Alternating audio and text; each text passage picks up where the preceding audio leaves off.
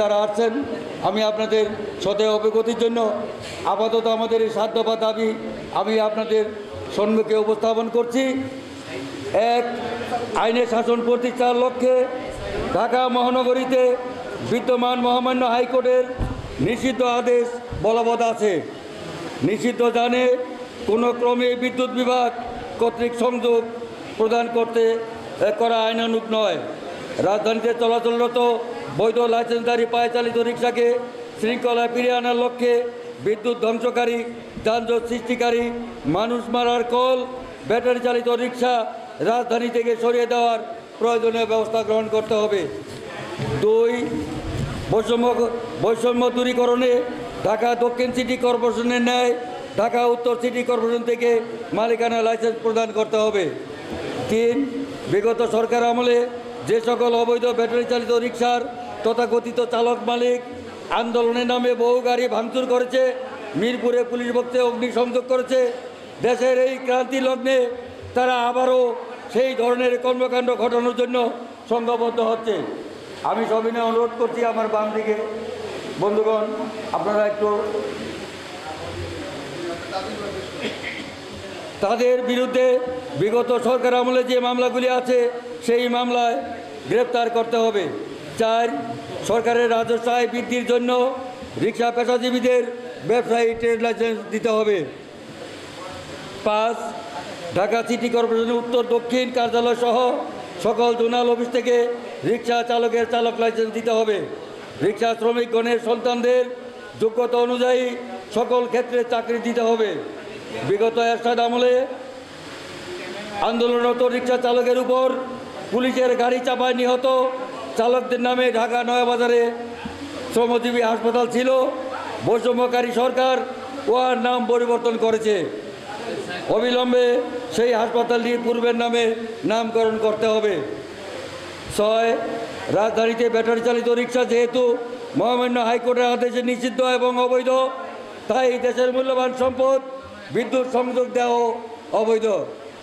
রাজধানীকে load shedding থেকে বাঁচানোর জন্য স্ব বিদ্যুৎ কোম্পানিগুলোর উদ্যোগে জরুরি ভিত্তিতে তদন্তপূর্বক ব্যাটারি চালিত রিক্সার গ্যারেজের চার্জ স্টেশনগুলির বিদ্যুৎ সংযোগ বিচ্ছিন্ন করে তাদের বিরুদ্ধে আইনগত ব্যবস্থা গ্রহণ করতে হবে। 7, সাম্প্রতিককালে বৈষম্য বিরোধী আন্দোলনে যে সকল বীরেরা শহীদ হয়েছে এবং সারা দেশে বিভিন্ন হাসপাতাল বাসাবাড়িতে আহত অবস্থায় আছেন তাদের সঠিক তালিকা করে বিগত সরকার আমলের দুর্নীতিবাজদের অর্থ সম্পত্তি রাষ্ট্রীয়করণ করে আন্দোলনে নিহত পরিবার পরিজনদের ভরণ পোষণ করা এবং আহতদের উন্নত চিকিৎসা সহ সার্বিকভাবে জরুরি পুনর্বাসন করতে হবে। প্রিয় সাংবাদিক ভাইয়েরা, আমরা রাজধানী দেশবাসীর উদ্দেশ্যে বলতে চাই যে দেশের বর্তমান পরিস্থিতি ও সার্বিক দিক বিবেচনায় সকলের স্বার্থে আমাদের আপাতত 7 দফা দাবি অত্যন্ত যুক্তিসঙ্গত এবং আইনগত কারণেই মাননীয় প্রধান উপদেষ্টা সহ ঢাকা সিটি কর্পোরেশন, সড়ক পরিবহন, বিদ্যুৎ সেক্টরের সাথে জড়িত আপনাদের নিকট আবেদন আমাদের বিষয়টি মনোযোগ সহ দেখবেন এবং আশু বাস্তবায়ন করবেন বলে আশা করি। পরিশেষে মহানগরী প্রায় 20 লক্ষাধিক বৈধ পায়ে চালিত রিক্সা পেশাজীবীদের আকুল আকুতি ধৈর্য সহ শোনার জন্য এবং সহযোগিতা করার জন্য সাংবাদিক, ভুক্তভোগী এবং পেশাজীবীগণ আপনাদের সবাইকে আন্তরিকভাবে ধন্যবাদ জানাই। আশা করি আপনাদের সুচিন্তিত মতামত বিভিন্ন পত্রপত্রিকা সহ ইলেকট্রনিক মিডিয়াতে ব্যাপকভাবে প্রচার করবেন। সবাইকে ধন্যবাদ। এখন আপনাদের সামনে বক্তব্য নিয়ে আসবেন যিনি দীর্ঘদিনের পরিচিত এবং সেই দিন শাহবাগ চত্বরে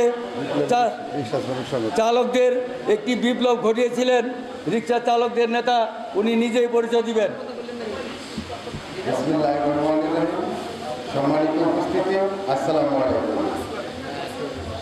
আমি সহ আমার বিপ্লবী রিক্সা শ্রমিক সংগঠন সবসময় রিক্সা শ্রমিকদের পক্ষে কথা বলে কাজ করে। আমরা রাজপথে ছিলাম ফ্যাসিবাদ বিরোধী আন্দোলনের পক্ষেও। আমরা বৈষম্য বিরোধী আন্দোলনে ছাত্রদের সাথে সমান তালে কাঁধে কাঁধ মিলিয়ে রাজপথে আন্দোলন করেছি, সংগ্রাম করেছি। আজকে রিক্সা শ্রমিকদের ইতিহাস 270 বছরের ইতিহাস। যে ইতিহাস করুণা লাঞ্ছনার, দুঃখ কষ্টের ইতিহাস, এই ইতিহাস কখনো মোছা যাবে না, এই ইতিহাস কখনো ভোলা যাবে না। রিক্সা শ্রমিকদের 270 বছর যাবত এই কষ্ট লাঞ্ছনা দুঃখের ইতিহাস। বন্ধুগণ, 1971 সালে এই রিক্সা শ্রমিকরা মহান মুক্তিযুদ্ধে অংশগ্রহণ করেছে, 52 ভাষা আন্দোলনের অংশগ্রহণ করেছে। এই রিক্সা শ্রমিকরা ফ্যাসিবাদ বিরোধী আন্দোলনে অংশগ্রহণ করেছে। এই রিক্সা শ্রমিকরা এই রিক্সা শ্রমিকরা রোদে পুড়ে বৃষ্টিতে ভিজে মানুষকে সেবা দান করে। এই রিক্সা শ্রমিক পরিবেশ বান্ধব রিক্সা শ্রমিক। এই রিক্সা শ্রমিকরা কখনোই মানুষের পাশ থেকে সরে যায় নাই। আমরা কোনো রাজনীতি করি না, কিন্তু বাংলাদেশের রাজনীতিতে আমাদের রিক্সা শ্রমিকদের ভূমিকা অপরিসীম। কোনো সরকার আমাদের রিক্সা শ্রমিকদের সাপোর্ট ছাড়া, আমাদের সমর্থন ছাড়া ক্ষমতায় থাকতে পারে নাই, পারবে না। বন্ধুগণ, আজ বড় দুঃখের সাথে বলতে হয়, দেশে এখন আইনের শাসন নেই বললেই চলে। প্রশাসনিক পদক্ষেপ আমরা চেয়েছিলাম। আমরা শাহবাগের সমাবেশ থেকে আমরা জানিয়েছি প্রশাসনের সর্বাত্মক সহযোগিতা চাই। আমরা এই ব্যাটারি চালিত রিক্সাকে উৎখাত করতে চাই। যেখানে আন্তর্জাতিক একটি স্বাস্থ্য সংস্থা রিপোর্ট করেছে যে ব্যাটারি থেকে বাতাসের সাথে সীসা নির্গম হয় এবং মানবদেহে সেই সীসা প্রবেশ করে এবং শিশুদের মস্তিষ্কে রক্তক্ষরণের মতো রোগ জন্ম হয়।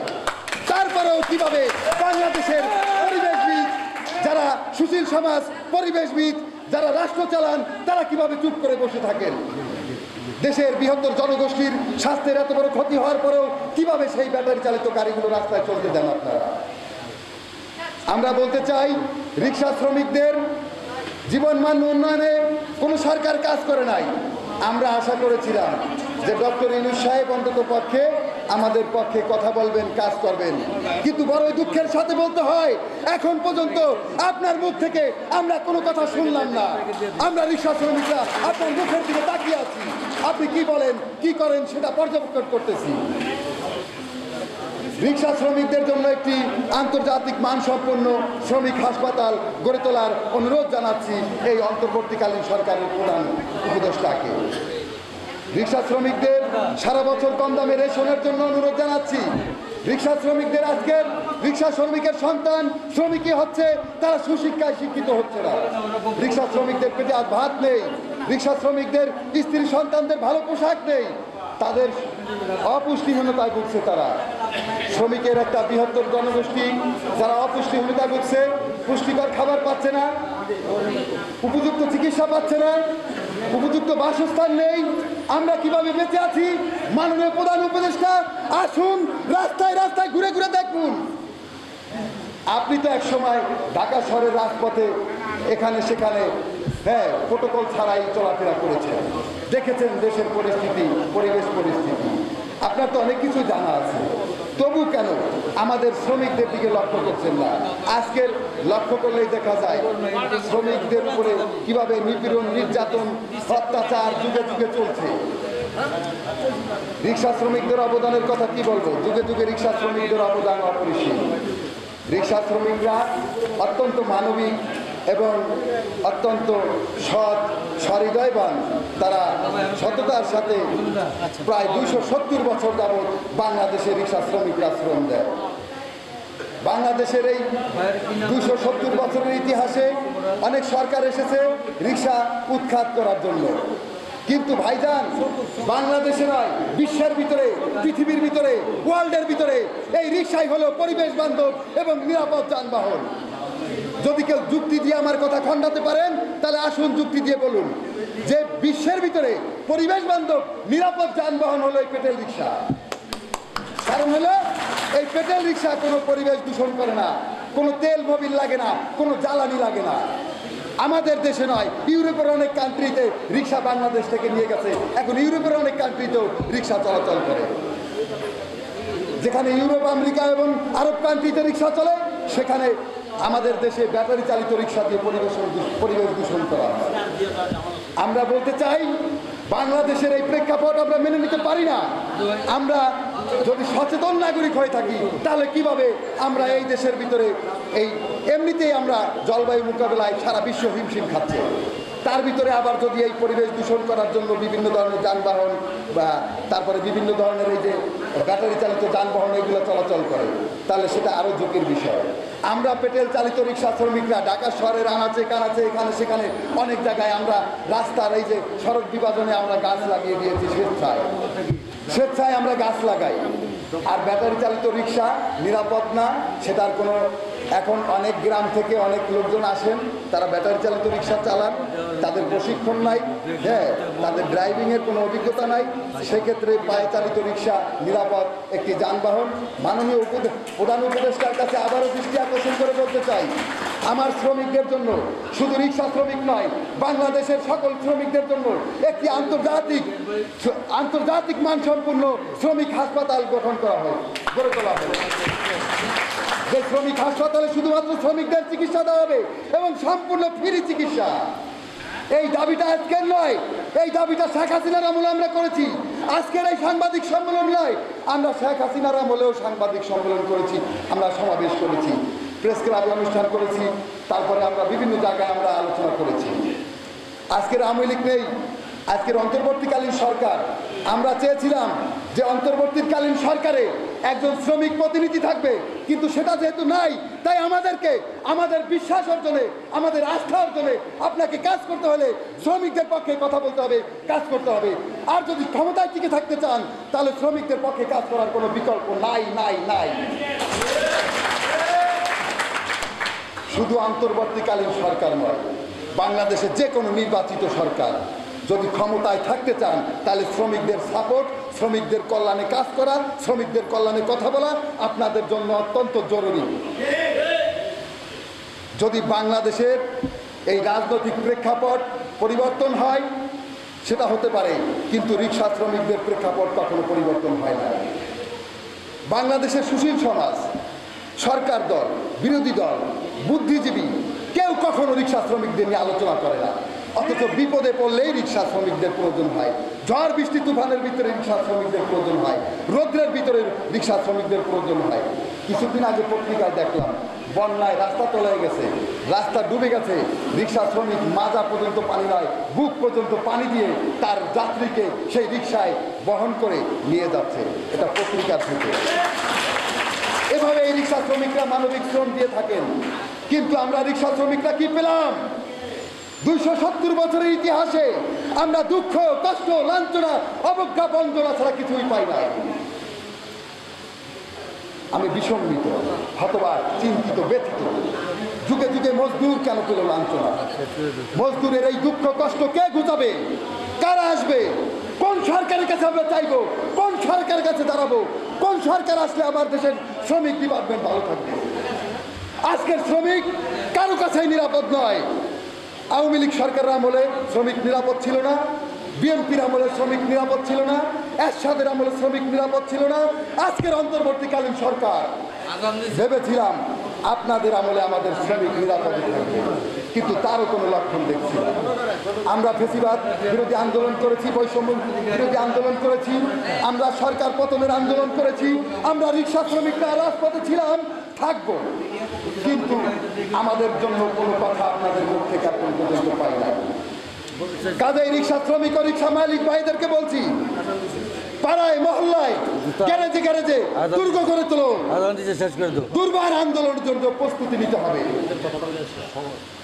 বিদ্যুতের কথা কি বলবো, এখন বিদ্যুৎ থাকেই না। এখন দেখা যায় যে রাতে 3-4 বার করে বিদ্যুৎ যায়, ছোট শিশু বাচ্চারা ঘুমাইতে পারে না, অনেক বাচ্চাদের লেখাপড়া হচ্ছে না বিদ্যুতের জন্য। এরকম পরিস্থিতিতে দেশে কতগুলা অবৈধ বিদ্যুৎ, চিন্তাও করা যায় না যে দেশের বেশিরভাগ রিক্সা গ্যারেজে, ওই যে অটো রিক্সার গ্যারেজে অবৈধ রিক্সা, অবৈধ বিদ্যুতের সংযোগ। আমি বলি যে দেশের এই অবৈধ বিদ্যুৎ সংযোগগুলাকে খুব দ্রুত, খুব বিচক্ষণতার সাথে এগুলাকে করতে হবে, এই অবৈধ বিদ্যুৎ সংযোগগুলোকে বন্ধ করতে হবে। এবং এই যে অবৈধ ব্যাটারি চালিত রিক্সা, সেটা যেহেতু অবৈধ, তাহলে কোনো অবৈধ রিক্সা বা অবৈধ কোনো কিছু বাংলাদেশের মাটিতে থাকতে পারে আমি মনে করি না। এই দেশের জন্য 1971 সালে আমার বাবা রক্ত দিয়েছে। 1952 ভাষা আন্দোলনে আমার ভাইয়েরা রক্ত দিয়েছে। এই বৈষম্য বিরোধী আন্দোলনেও আমরা সরাসরি আমি নিজে ছিলাম রাজপথে। আল্লাহ আমাকে বাঁচাই রাখছে, আপনাদের সামনে কথা বলতেছি। এই প্রেস ক্লাবের এই রাস্তাটায়, হ্যাঁ, এই রাস্তাটা দিয়ে যাচ্ছিলাম মিছিল নিয়ে, তখন মনে করে যে আমার বিপ্লবী রিক্সা শ্রমিক সংগঠনের ব্যানারে, তখন উপর থেকেও ককটেল মারছে, ওই হেলিকপ্টার থেকেও গুলি করছে, নিচ থেকেও গুলি করছে। আল্লাহ বাঁচাই রাখছে, টিয়ারসেল, গ্যাস বোম, এগুলা সামনে থেকে আল্লাহ বাঁচাই আনছে। আপনাদের সাথে কথা বলতেছি, আমার বক্তব্য দীর্ঘায়িত করবো না। আবারও প্রধান উপদেষ্টার দৃষ্টি আকর্ষণ করে বলে যাচ্ছি, শ্রমিকদের কি কি প্রয়োজন একটা কমিটি গঠন করেন, আলোচনা করেন, আমাদের সাথে শ্রমিক প্রতিনিধিদের সাথে কথা বলে এগুলা দিক নির্দেশনা দেন। শ্রমিকদের কি কি দরকার, শ্রমিকরা কি হলে ভালো থাকবে, সেই দিকে লক্ষ্য রাখেন। এই বলে আমি আমার বক্তব্য শেষ করছি। সবাইকে ধন্যবাদ। আল্লাহ হাফেজ।